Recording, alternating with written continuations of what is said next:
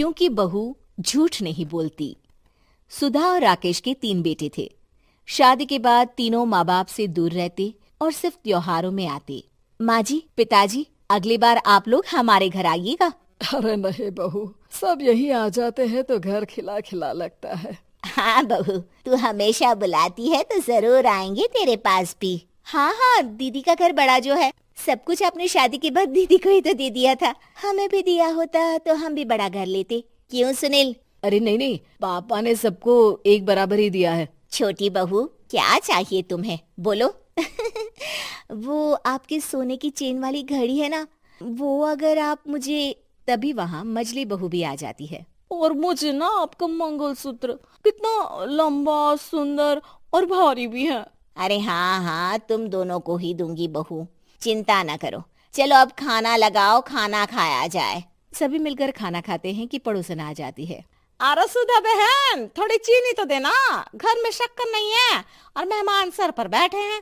अरे छोटी बहू, चाची को शक्कर तो दे दो।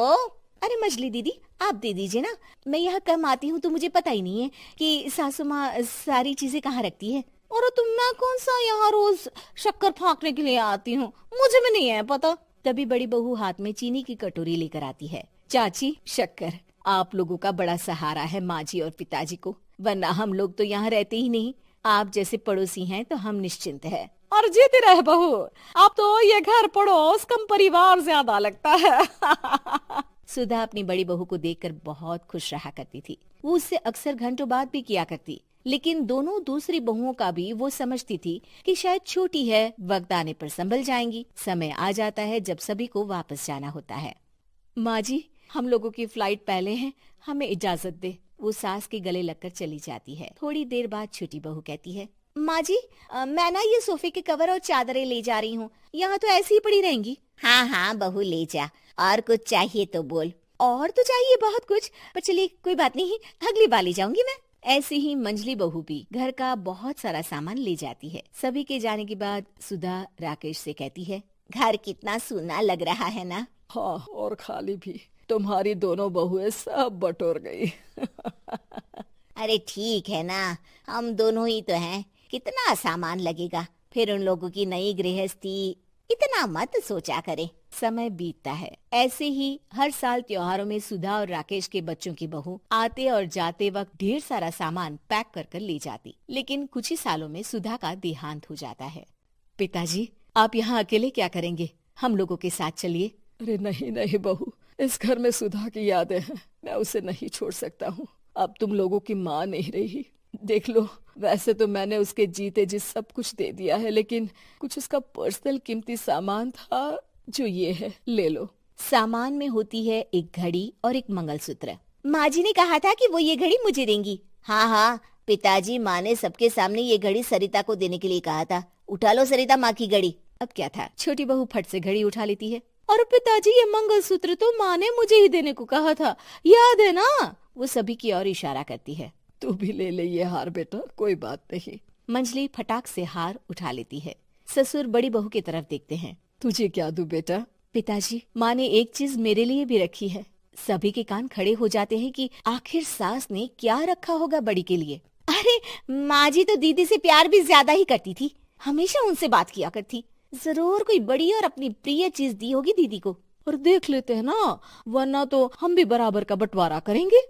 हाँ हाँ, कर लेना बंटवारा।